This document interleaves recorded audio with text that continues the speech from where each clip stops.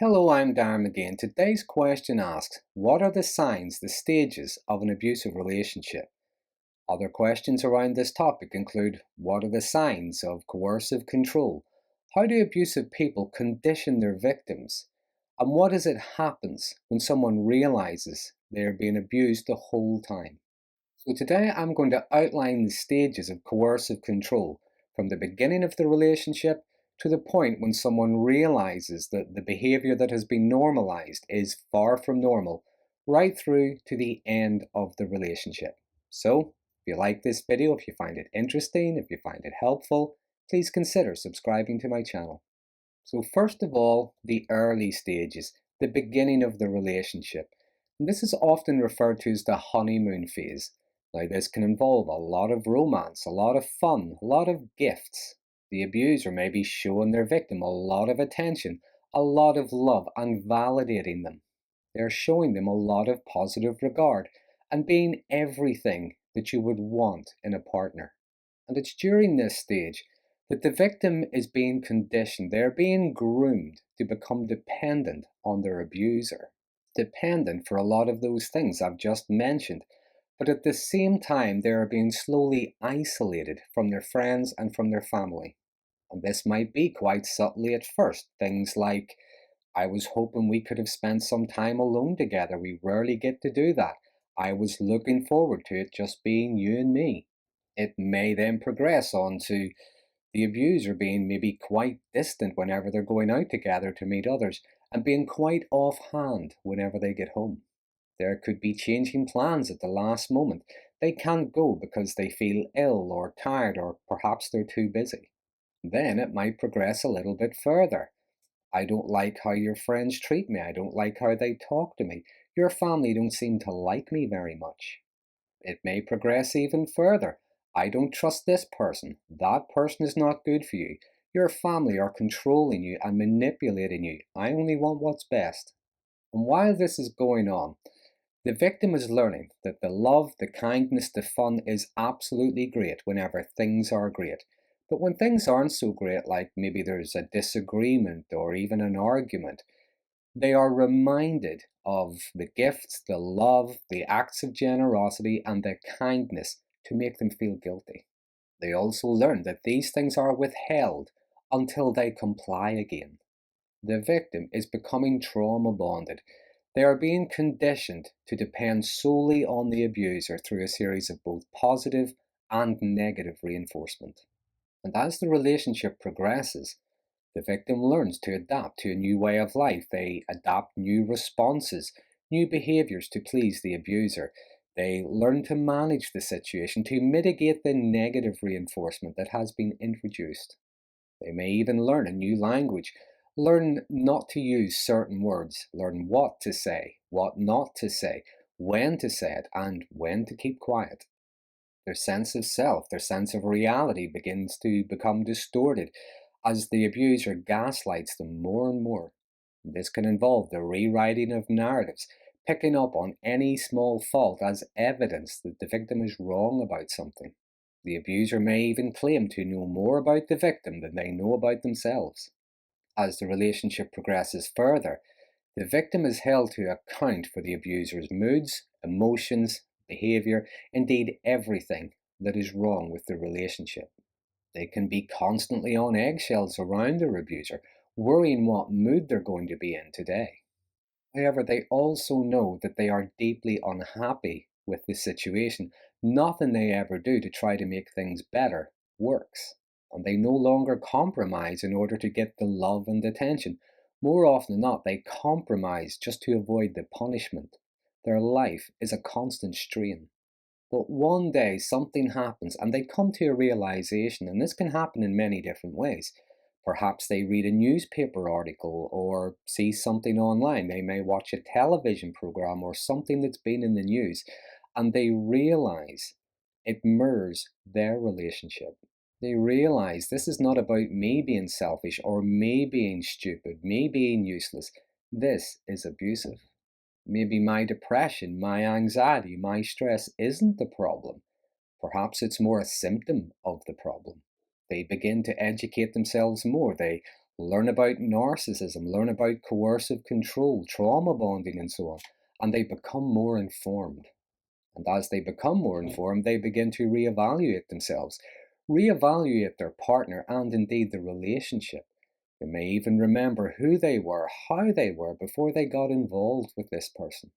And from hearing and reading other people's stories, they may realize that help is a realistic option. A life away from this person, away from this situation, would be preferable, but they're also aware that there are difficulties and obstacles, so they're not sure how. They may be financially dependent on the abuser. They might not have an income of their own after perhaps being talked out of quitting work. They may be in debt, but it's all in their name, not the abuser's. They may have a mortgage together. They may have children together. So separating might not be that easy. The abuser might be aggressive, might even be violent. So there is the fear of escalation if they were to leave. Now, they may confide in someone close to them, someone they trust, just for a little bit of feedback, just to get a few ideas. They may reach out for some kind of support. They might go to a counselor or perhaps try to get advice from a professional organization. Now, it could be with the support of someone or the support of some organization, or perhaps through their own accord. But maybe they start looking at options to help them to plan to leave. Now, this could begin with even just viewing rental properties. How much does rent cost these days? It could be asking parents, family members, friends if they could maybe move in for a while. They may try to put a little bit of money aside to help themselves whenever the time comes to leave. Then comes ending the relationship. Now, there could be either an attempt to leave or they actually just leave. But many people who have been in abusive relationships often report that this is when the manipulation, the abuse, or even the risk of abuse starts to escalate. The abuser might threaten to harm them, harm themselves, or to harm someone else. There could be financial threats. They may try to alienate them from their own children. There could be stalking, there could be intimidation. The abuser might go to everybody in the victim's social circle, their workplace even, engage in character assassination, try to destroy them socially. There could be a barrage of text messages, emails, phone calls coming from the abuser, now either threatening them, pleading with them, or both. In some extreme cases, there could be the destruction of property or even physical assault. In some cases, the abuser might actually try to go back to stage one, show kindness, show love, offer gifts, offer support, reminding their victim of what it is they're missing and how it could be different this time. Again, many people who have been in abusive relationships often report that these gifts, this kindness, doesn't come without a price tag. And lastly, when they're away, when they're free, now even if there still has to be some kind of contact due to perhaps there being children, once there is some kind of distance between them and their abuser, that is when recovery begins. They might notice small changes in themselves. Perhaps their taste in music changes, their diet changes. Perhaps they start to read books or watch television shows they wouldn't normally be into. I think what happens is people begin to get to know themselves better. That being said, recovery is not always easy. It can be very painful. There can be constant rumination, there's fear, anxiety, depression. Some people even question themselves, did they do the right thing leaving? They may engage in a lot of safety seeking and avoidant behaviours.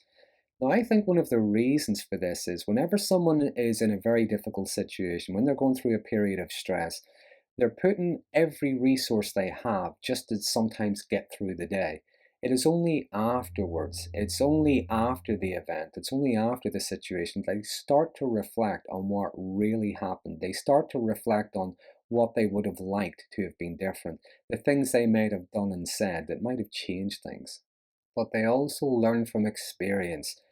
They recognize that any kind of contact can be toxic, so they either stick to a no contact rule or they maybe use the grey rock method, and that's maybe just giving one word answers and not being ambiguous and not being baited into reacting. Now, I often say this when it comes to recovery. It is a journey, it is a process, it is not a mad dash to a finish line.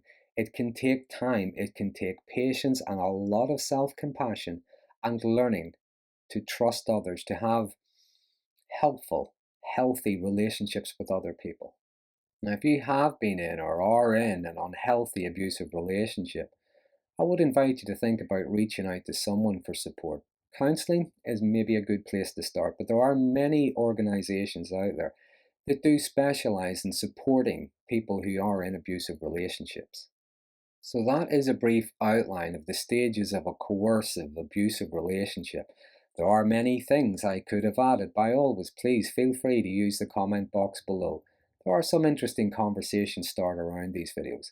But if you find this video helpful, if you find it interesting, please consider subscribing to my channel. And until next time, thanks for watching.